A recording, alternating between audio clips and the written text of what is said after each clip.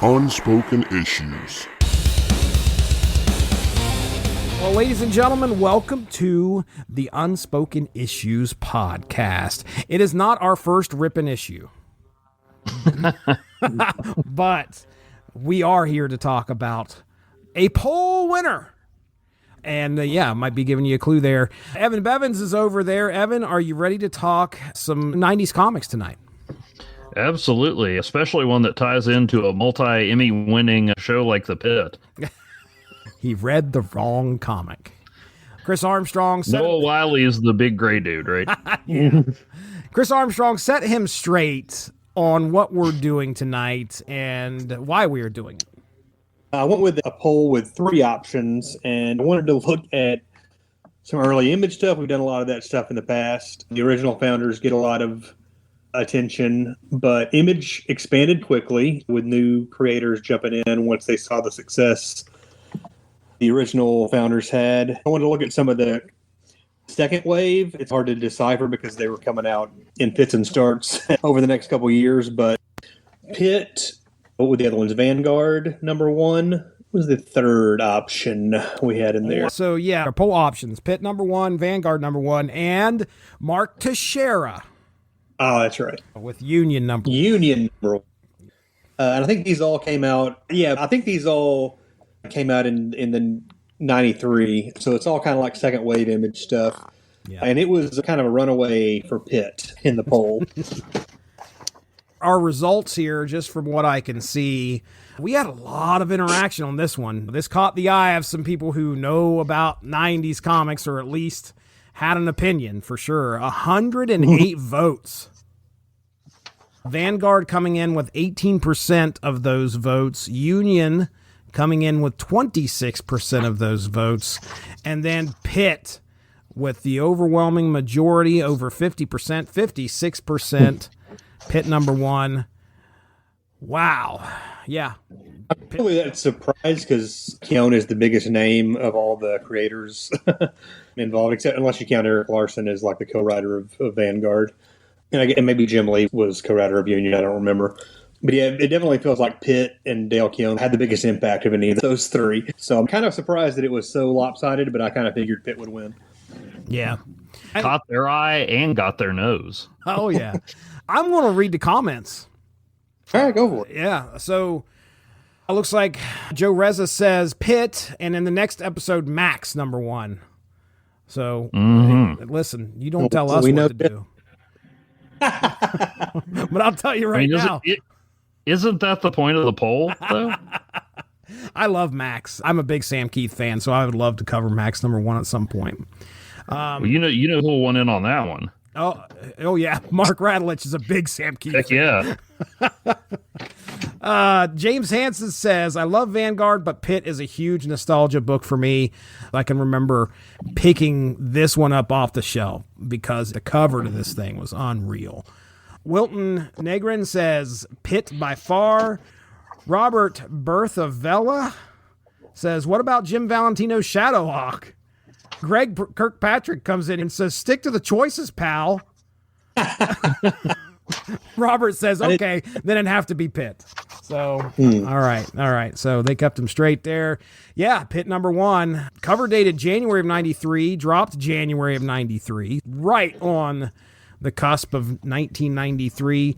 Title of the story is Fight and Flight. And this, Dale Keown, clearly the creator of Pitt here, but what I found on Mike's Amazing World of Comics is that this is actually written by a guy by the name of Brian Houghton. If you search his credits on Mike's Amazing World, he has, I think, like 7 credits, and they're all Pitt.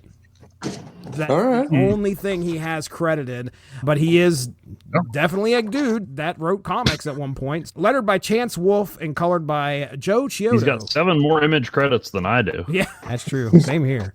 Now, let's go around the horn here real quick. I already talked about how I saw this on the shelf, had to pick it up. The cover was amazing. Evan Bevins, I know you are actually doing something that ties in with this episode on Pitt. Tell me about your thoughts on either Pitt or Dale Keown. What's your thinking there? I first met Pitt in the Max number 7.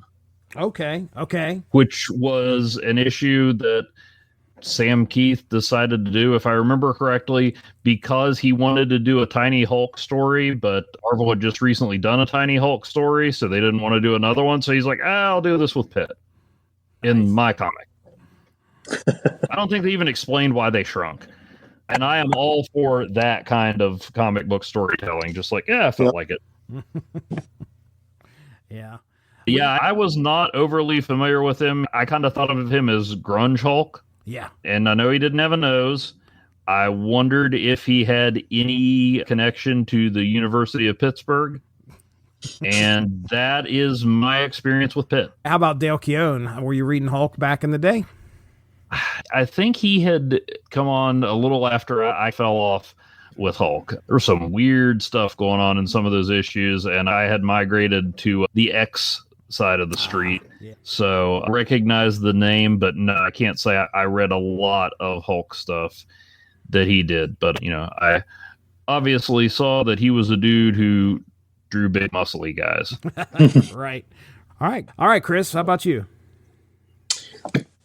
Yeah, I had Pitt number 1. I think I probably pulled it off of a spinner rack at a convenience store. And I think maybe I had the second issue as well. That was pretty much the extent of my Pitt knowledge back then. The only Hulk issue I'd ever read was, I think, 393, which was the green holofoil style. Oh, yeah. Had that, and that was probably one of his last issues. I would think it was pretty close, at least, to the end of his run. Right. And they didn't really have Keown rarely came out over the next few years. I think it went like 18 issues, but it took to the late 90s before, for all those to come out. But I did like some of his later stuff. Later on, he did a Pitt Hulk one-shot, which is really cool. And who better to do that than him? I think David might have written it as well. He did a Darkness run in the early 2000s, maybe mid-2000s, that I kind of liked. But he's the guy who didn't really do a whole lot, it seemed like, after the 90s. I think he probably got a lot of money out of these Pitt issues and wasn't as worried about getting regular stuff out. I know on Rob Liefeld's podcast, he has talked about how he was trying to get Keown to come over and join the Image crew for a while, and Dale Keown was kind of nervous about doing it. Phil paid him an outrageous amount of money. I don't remember how much it was, but he gave him a pretty large payment to do a backup story in Youngblood, which is referenced in this issue. He saw the sales numbers on that and decided, I'll do it. Right. Launched Pitt after that. And then, later on, while I'm talking about Keown, I think he's become kind of known as a shitheel. He's a bit controversial. There was a infamous live stream event where he apparently got hammered and ended up pissing in a bottle on his live stream. Yeah. I mean, his work is so energetic, and it evokes this 90s era of comic storytelling through these amazing visuals, and all you need is, it could be a wordless comic, and this art style would carry it. This Image launch in 92 and 93 is all about the visuals. Were you going to say something? I was going to say there is plenty of dialogue in this. It's still pretty sparse. There's not a whole lot going on here aside from some cool action stuff. I'm reading a little bit of the Hulk, and I remember seeing his work. And the issue, I knew this was going to be a hot issue back when it came out, and it was the whole reason I picked it up. You may remember the cover, and I'm pretty sure this is a Keown issue. I better double check and make sure. Picture the cover. Bruce Banner on one side, Gray Hulk on the other, and Green Hulk the extreme close-up. Oh, yeah. Green Hulk is coming through. That's got to be in his early run, because when he starts out, here it is. Hulk, Incredible Hulk 372. So Keown's doing that cover. It's Banner on one side, Gray Hulk on the other, and the Green Hulk's back, because the Gray Hulk had been the Hulk for quite a while. I remember picking that up, and of course I still have it to this day. The Green Hulk's back, ladies and gentlemen. The art style is insane. And I remember that. This came out in 1990, so I'm 12 years old, and I was starting to appreciate what I was seeing. I collected a few issues of the Hulk, but I was with Evan over on the X side of the street, making sure to pick up any X books that I could back in the 90s. So it was kind of hard for me to find time for the Hulk. And then, of course, Image Comics hit, And I'm sure I was probably influenced by Wizard magazine ads and seeing this gray, alien-looking, badass character. And when I saw the issue on the shelves, I'm sure the speculator in me was going, first rip an issue, man. This is going to be a collector's item. Just ripped it right off the shelf. I did. I grab it and I'm like, oh man, this thing looks awesome. And it's one of the earlier Image comics that I remember actually picking up. I can remember specifically Youngblood #4 being one of the first I picked up, and Pitt being one of the first that I picked up. So that's about when I first started collecting and getting back into like, okay, I want to learn more about this Image universe. All these creators did not make it hard to get invested into a new universe here at this point. So that's kind of my history. Now I'm going to go ahead. Yeah. So this is the first issue that you just sent. The reason I sent it is because I had that issue. Walt Simonson cover. It was one of the few comics I had that I knew was worth something. I mean, it was worth like $20 at one point. I don't think it's anywhere there now. This was toward the end of my collecting Hulk, and I had this issue, and I'm like, why is that worth something? Yeah. It's like, oh, Dale Keown. First Dale Keown on Hulk. Yeah. Yeah, I don't know if you want to edit that back in to when I was like Dale, but I leave that in your capable hands to decide. But yeah, I did have that and may still have that somewhere in a long box. That's a nice get right there. Just to give a quick history of Dale Keown's early work up to Pitt. He starts out in '86 working for Aircell Comics. He works on a book called Samurai and Dragon Ring, which ends up becoming Dragon Force. He is assisting and providing inks for Samurai, and then he starts taking on the full artistic responsibility, penciling on issues 13 through 16 of Samurai. So he's starting to, hone his craft. He's starting to get really good at what he's doing. Aircell starts hitting some financial trouble, and Keown's looking for work. He finds his way over to Marvel in 1989. He does a penciling job with Larry Hama writing Nth Man, the Ultimate Ninja #8. Yeah. So that's his first Marvel work in 1990. Or as I called it when I was 10, Nth Man. Nth Man. So he gets that one issue, and then shortly after that, and then in January of 90 is when he starts his Hulk run on 367. So people are starting to take notice at this point. They're starting to see what he's doing on Incredible Hulk. And he stays on that book all the way up to issue 398 in 1992. So it's August of 92. Image Comics is hit. And just like you said, most likely he's getting, hey, come on over, check it out. Look what you can do. So he finally leaves Marvel and he starts over an Image with Pitt #1. And yeah, I mean, when you look at what he did on the Hulk, that infographic I created talks about how he honed the look of the Professor Hulk, because that run was when the Professor Hulk was created. Again, I have a handful of those issues. One of my favorite is, I was just looking at it earlier going, oh man, I need to read that again. It's got the Hulk on the front and the Punisher's down by his side. And so, yeah, talking about Pitt, Evan, I know you got a synopsis there. Have a synopsis. You have a synopsis. Can you give us an idea of who Pitt is? What I've been able to figure out is that Pitt is an alien. Okay. With sharp teeth, superhuman strength, possibly a healing factor, and he didn't pack very many clothes. Chris, unless you have anything else, I'm going to turn excellent care of his teeth. He does. Lots of teeth. Chris, you got anything else before the synopsis that Evan's going to lay on us here?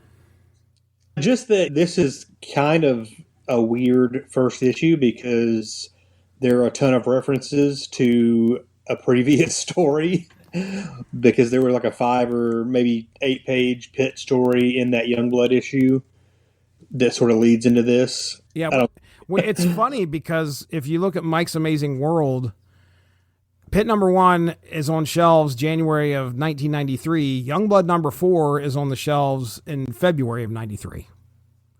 So it's referencing an issue that, lo and behold, Youngblood was late. Right. I mean, I'm sure that wasn't the plan, but it's probably also a situation where, like, hey, go ahead and reference the issue so people will buy mine because they probably want to know where Pitt first appeared. But anyway, there's a lot of references to this Youngblood number 4. Had you read that? Yes. Do you remember? I don't remember if I read it before or after I read Pitt number 1, but I definitely read it. But does he show up on the train and wreck a bunch of stuff, and then that's it? Yeah, I reread it before I read this issue because I was going through my Pitt collection, which is very sparse. I've got issues 1 through 3 and then 5 issues from the rest of the run. Even though Pitt number 1 is probably not a collector's item, a lot of the later issues are more expensive than you would think, like in the $8 to $15 range because of low print runs. In that first story, Timmy and his grandpa are getting these hoodlums harassing a lady on the subway, and then Timmy's grandpa tries to put a stop to it, so then he starts getting a beat down. And then teleporting in is Pitt for some reason. And he beats the crap out of the hoodlums, and that's kind of the end of it. All right. They touch on that a little bit here. Obviously, we get to see the aftermath in this comic, but it opens in space where Pitt is apparently a prisoner, and the jailer goes to open his cell, and Pitt has disappeared. And then he appears on the subway. It doesn't explain how or why he was teleported to Earth or anything like that. All right. There's our backstory. Evan? I always thought it was interesting, even though I didn't read a lot of Image on the ground floor. I always found it interesting that even though it was all creator-owned and there was a big emphasis on that, they really seemed to go out of their way to emphasize the shared universe. Yeah. So I always thought that was kind of neat because that's one of my favorite things about comics in general. Shall I say what I do know about Pitt? Okay. So the Detroit chapter of the Vipers motorcycle gang is riding through the streets of New York when they happen upon a very large, very naked figure. It's not a T-800 recently arrived from the future. It's our title character. I'm going to just go ahead. I know I'm talking over you in the synopsis. I'll just go ahead and cross off my first note. Yeah, same here. Oops. All right. So, yes, who is not the T-800? That would be Pitt. Oh, my goodness. If you're a biker, you'll be looking at his backs. I was trying to do an I'll be back thing, and it just really didn't work. Okay, well, we're going to say hasta la vista to the Terminator jokes and return to the synopsis. At their leader's instruction, 2 members of the gang go after Pitt with a baseball bat and a Morning Star. Yeah. Interesting. Guy like a Renaissance fair participant on the weekends. They draw blood as well as, unfortunately for them, Pitt's attention. He proceeds to trash the bikers and their bikes until one of them produces a shotgun, a blast from which actually brings the big guy to his knees. But before the shooter can fire another round, Pitt leaps at the gang, his roar melding with a scream from young Timmy, who awakens in Connecticut, having witnessed the whole scene in a dream he's pretty sure wasn't a dream. He's comforted by his grandfather, with whom he's living after his parents died. As we just talked about, they were accosted on a New York subway earlier in the evening in Pitt's first appearance over in Youngblood number 4. Grandpa, I don't think things will ever be the same again, the boy says. I'm inclined to agree. From there, we cut to a police precinct where Detective Bobby Harris, name rings a couple bells for me, is introduced to her new partner, Jack Smithers, who seems like exactly the kind of guy you don't want to be partnered with. She's there to investigate the subway incident from Youngblood, but we also learn that one of the bikers Pitt fought has died. Pitt commandeers some of his sparring partner's clothing and chains and debates his actions with an internal voice. From there, we get a flashback to some aliens being attacked by beings known as the Creed, one of whom we see in shadows displaying some Pitt-like traits to this uninitiated Pitt observer. Police are investigating the scene of the subway crime. As Harris and Smithers arrive, they find the others being attacked by a cyborg and some big rocky dudes. The Creed, I presume? I assume. And that is the end of the issue, although if you've got the physical copy, I might draw your attention to the advertisement of the various issues coming out, including a very detailed, if slightly inaccurate, summary of Pitt number 1. Oh, really? Yeah, it's like something AI produced without being very careful. That's funny. It refers to it as a 4-part miniseries, which may have been the plan at that point. It says Pitt arrives on Earth and wanders the streets of Detroit and apparently references Detective Harris's secret identity and says that bounty hunters come from Pitt's home planet to kill him. Okay. Her secret identity. I may not know much about Pitt, but I'm going to say my synopsis was a little more accurate. I was going to say her secret identity? According to this, spoiler alert for all of you who are just getting into Pitt 30 years after the fact, like me, also introduced is a female martial arts healer called Reki, who is also alias Detective Bobby Harris. Wow. Who looks into the goings-on in the Pitt preview story in Youngblood number 4. But this also says he's on the streets of Detroit. Right. Yeah. That's what confused me at the beginning, because it's the Detroit chapter of the Vipers riding through the streets of New York. Well, yeah, well, that is a little interesting. New York City, 3 a.m. They must have had a big meeting. It was a regional thing, I'm sure. This Northeast or the Eastern Board. He is definitely in the United States. I'm there. Very good. There it is. That's Pitt number 1. My first note was T-800. That just had Terminator vibes right at the beginning of this thing. Approaching some bikers. Yep. It's a great way to open things. You kind of honor what you love in comics, and I feel like this is very heavily influenced by some films. One of my next notes was meet your new partner, which I felt pretty cliche. But, ladies and gentlemen, this is 1990s comics. I mean, Pitt taking a shotgun blast to the abdomen. Let's see how tough this guy is. Oh, he's pretty tough. He's a pretty tough dude. And then my last note, which is something that I've never been asked before and I've never asked anybody, is are you on paste? I've heard people get made fun of for eating paste, so I guess you can be on it and eating it at the same time. I always thought just people who ate paste were weird. I assume it's huffing fumes is what they're going for here. But anyway, are you on paste? Which is not something, Detroit/New Yorkers yell at each other, I would assume. But anyway, that's my notes there. I'll go ahead and give it over to you, Evan. What are your notes on Pitt number 1? One thing that stuck out to me is, this is clearly a world where superhumans exist. These bikers, drunk though they are, assume that Pitt is some sort of superpowered individual. They still decide hitting him with things is the way to go, which, okay, fair enough. But then he trashes everything, slams them together, just wrecks them, and so they're like, you know what? Let's try knives and guns now. And I know these guys aren't the most intelligent, and we need some cannon fodder for Pitt to tear through. But it's like, you guys know that this is a world where things are mysterious and more powerful than you, and you assume he's one of them. And your response is, let's poke it with a stick. These guys are probably all hopped up on paste, though. Oh, yeah, that's true. Chris, you've read more of these than I have. Is there a subplot where Pitt has to, bust up the paste trade? Don't think so. He has to hunt down Big Daddy Elmer. I'm really surprised that we didn't get one of the bikers going, it looks like one of them young bloods or something along those lines, because every superhero that was not affiliated with Youngblood got accused of being a Youngblood, which did not happen in this book, so I guess that's kind of good. But yeah, they obviously knew he was a superhero of some sort. Bad decisions all around. Yeah. They're already lost. I mean, they're in Detroit, New York. Joke again. I do want to. Didn't they say that at some point? And one of the cops say, too big to be a human. He could be a young boy. Oh, it's the cops. There you go. Well, it made it in the book. But that was a regular. How did you get that mixed up, Jesse? Are you on pace? I am on pace. It's interesting. We got a little mystery here. He's a Hulk by way of Wolverine. I think he knows who he is, but we don't.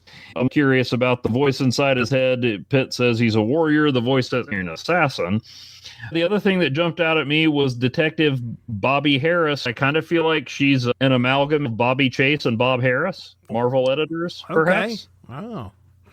Well then. Seems reasonable. Okay. That was my assumption. Now, of course, Samuel L. Jackson warned us in The Long Kiss Goodnight that when you make assumptions, you make an ass out of you and umption. So,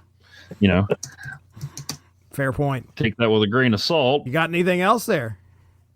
No, that's about it. I feel like I'm going to take this from Chris, so I'm not going to say anything because I bet you he sees this.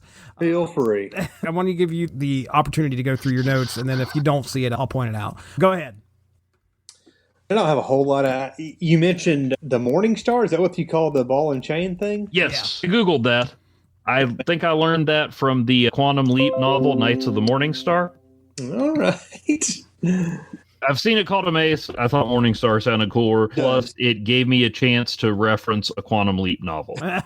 You always take that opportunity. Wins all around. I didn't know. I can see a biker carrying a shotgun or a baseball bat, but the ball and chain was the surprise. You talked, Jesse, about the shared universe aspect. There's a Youngblood reference. You can also see a Bedrock action figure on Timmy's shelf in one of the panels. Right. And one of the cops is reading a paper that says Billy Kincaid, child killer, murdered or whatever, which is a Spawn reference. There it is. That's exactly what I just saw. I was like, I know he's got that in his notes. I knew it. Hey, I don't know how I knew it was a Spawn reference, but I did. No way that biker gear fits Pitt. No. I didn't see bikers unless he was sewing some pants together. Right. Yeah. That's the expanded director's cut.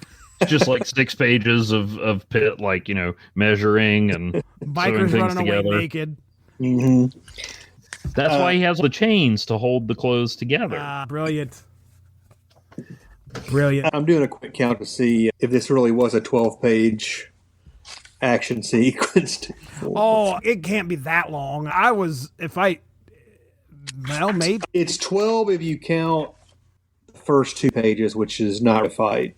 No, it's them approaching. It's close enough, though. I mean, and the fight was pretty cool. It did make me think, in that Hulk Pitt crossover they do later, Pitt is comparable to the Hulk in like strength and vulnerability and stuff. Whereas this character obviously lays waste to these bikers, but doesn't seem to be quite on the same level. Like if the Hulk hauled off and cold-cocked one of these guys, it would just be a smear on his fist. Right. I do like that action sequence, and Keown knows what he's doing, drawing big, giant monsters, ravaging people, basically. Bad practice. What? Ravage? Yeah. No. Wrong word. Cut that. Don't get him started. I did notice I've got some of the later issues as well, and like immediately in issue 2, the coloring is much brighter. Like this issue is a lot of like shadows, almost like Sin City-esque even. Okay. But like immediately in the next issue, the colors are a lot brighter. The art is a little crisper. Are we talking the same colorist? Because it was Joe Chiodo. I think it's Chiodo. Let's see. I could probably click on it. It is the same. Okay. All right. Keep in mind, a lot of this took place at night in either New York or possibly Detroit. That's true. True. Do you see the date on that number 2 issue? It's July of 93. It had 6 months in between. Half a year. Whew. I understand why Joe wasn't rushing to get Battle Chasers out, Right. You got Mike's Amazing World open there? And the shelf date is July 20th of 93. The shelf date for Pitt is in January? Gotcha. 6 months, man. I mean, I know, and this is one of those things where Image got the bad reputation for that. Yeah. Granted, things start, I mean, you look at 94, because, guys, you don't get issue 3 until January of 94, so you got another little bit of a wait. But 94, he gets, it looks like 1, 2, 3, 4, 5, 6 issues out, so that ain't too bad. That's about one every other month. Scheduling and production picks up a little bit better as the issues proceed. Sorry, I interrupted you there. That's pretty much all I got. The last thing I have, it says that the kind of cliffhanger-esque next issue, DOA, Dead or Alive. Dead or Alive. Doesn't DOA mean dead on arrival? I guess we could just do whatever.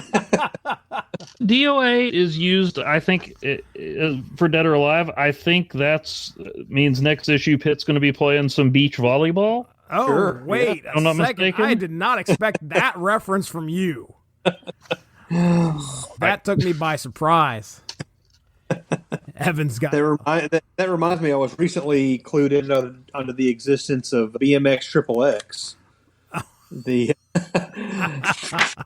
a biker video, like a BMX video game that you could have topless women. Topless women. I remember that was it PlayStation 1 or shoot? I think it was PS2 era. I'm not. Yeah, I remember hearing about that.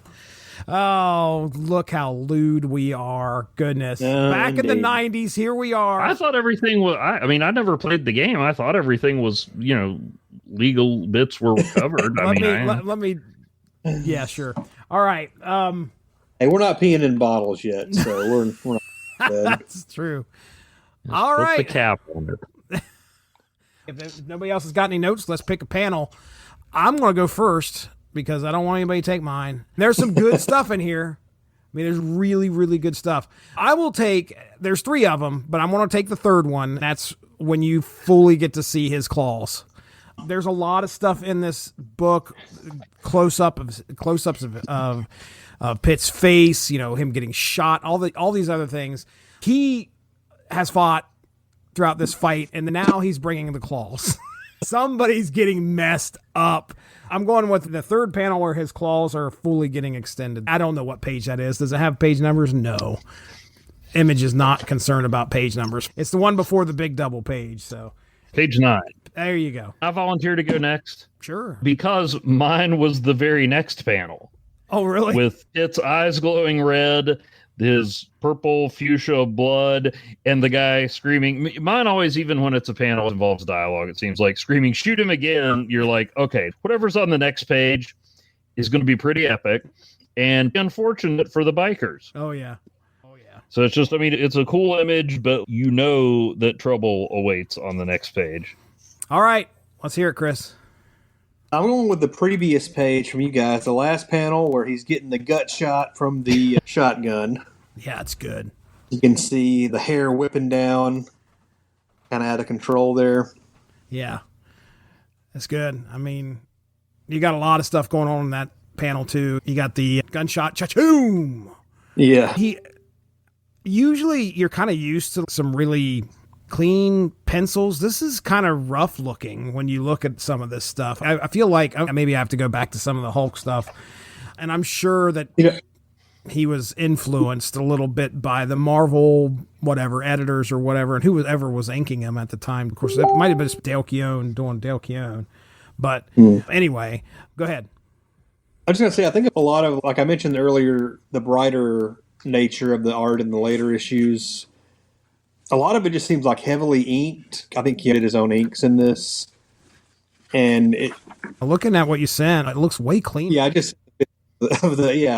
this seems a little sketchier. I don't know if that's necessarily the right word, but just a lot darker, like thicker lines. Everything seems a little bit heavier in the first, the first issue.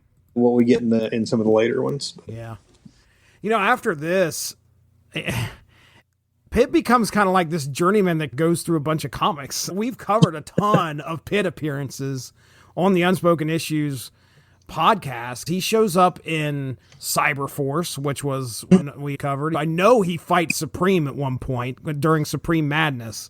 So it's, again, the shared universe thing, but Pitt's kind of got this he's kind of like this loner. He could show up and wreck things in somebody else's book for a second and leave. We already got a mystery here in the beginning, in his first issue. Who in the world is this guy? What is he doing? We ended on a cliffhanger where if it wasn't for the description in the back, we wouldn't know who these guys were. But apparently they're bounty hunters that are coming after Pitt. A very frenetic I don't know issue. if we can trust that description, honestly. Right. That's one heck of a way to open up. Everybody who chose in the poll knew what a big deal Pitt #1 was. I got to agree. It's like that quintessential Image comic. We want to give you a little bit, leave you hanging up. Are you ready for a wild ride as we go through this first issue? You're not going to get any answers. You're just going to get a taste, and then you're going to have to wait 6 months. But anyway, any other comments on Pitt #1? Evan, I'll throw it to you first. I enjoyed it. I would like to read more and not just to hide my ignorance. It was pretty interesting, pretty fun. Really enjoyed the art. I was trying to think of the best way to describe it. It feels like it goes just to the line of being over the top, but realistic's not the right word, but it's not just, it's not totally crazy. It's energetic, like you said, but it just holds on, except for Pitt. He's flipping huge. It kind of holds on to the borders of believability with characters. I just liked it. Chris Armstrong, what are you thinking? That's your final thoughts for Pitt. It kind of continued the trend of pulling the big names away from Marvel. He was maybe the last big one. It's a really fun book, and I want to read more into that. But like I said, I've got a scattered collection, and the issues I'm missing are probably more than I want to pay. If I can stumble across a stack of them at a comic shop for a reasonable price, I'll maybe complete that collection one day. If nothing else, they're really fun to look at. Well, let's go ahead and get on out of here and let's do plugs. Evan Bevins, I'll let you go first. You got some. Well, if you like my ideas but can't stand the sound of my voice, you can find me at asterisk51.blogspot.com. In fact, after I wrote this thorough and exhaustive synopsis, history, and philosophical reflection on Pitt and his place in pop culture, I decided to do a post about it. If you want to see my thoughts on Pitt #1 without me constantly interrupting Chris Armstrong, there you go. I also enjoy my hashtags with things like a hashtag Dollar Tree Cinema, hashtag Free Comic Friday. Trying to figure out another longer term project to do, but right now I'm looking for stuff that I find interesting or amusing and can occasionally tie into stuff that's going on elsewhere in pop culture and sharing my thoughts on it. Love it. Love it. All right. I cannot wait to read what you got to say about Pitt. I'll be looking forward to that. It's going to be fun. All right, Chris Armstrong, tell them all about what you got going on over there in your neck of the woods. I've got a couple of movie podcasts I do with my buddy AJ, one called Small Screeners, where we look at direct-to-video and made-for-TV movies. We've done some comic-centric stuff on there, like the Dolph Lundgren Punisher from '89. We talked about DC The New Frontier with Jesse.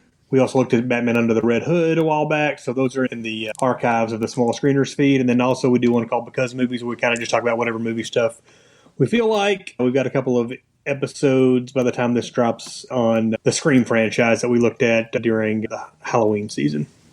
Oh, yeah. Good stuff. Well, hey, ladies and gentlemen, check out the Source Material Comics podcast. These guys have been on there plenty of times. And we're actually going to be doing a special Christmas episode for the Source Material Comics podcast later. Oh, so yeah. Check that out. We'll be talking some Steve Gerber. If you like Steve Gerber and you like Marvel 2-in-1, Evan picked out a doozy for us. We're going to have a good time. And if you don't like Steve Gerber and Marvel 2-in-1, I just feel bad for you. I'm not mad. I want you to get help. The Unspoken Issues podcast you're listening to right now. It focuses on 90s comics. Go check out the Unspoken Decade on Facebook. Check out the Unspoken Issues podcast Facebook page as well. Post stuff over there every once in a while. Our last show is the one we did for Midnight Massacre. Where no window is safe. No window is. All right. So last thing, check out Snap Material when me and Evan Bevins get together and we'll talk Marvel Snap. We have a good time doing that once a month, about 20-minute episodes, 4 20-minute episodes, I'd say 4 to 5.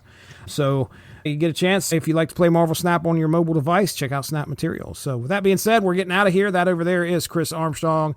That's Evan Bevins. I'm Jesse Starcher. Thanks for joining us. Have a good one.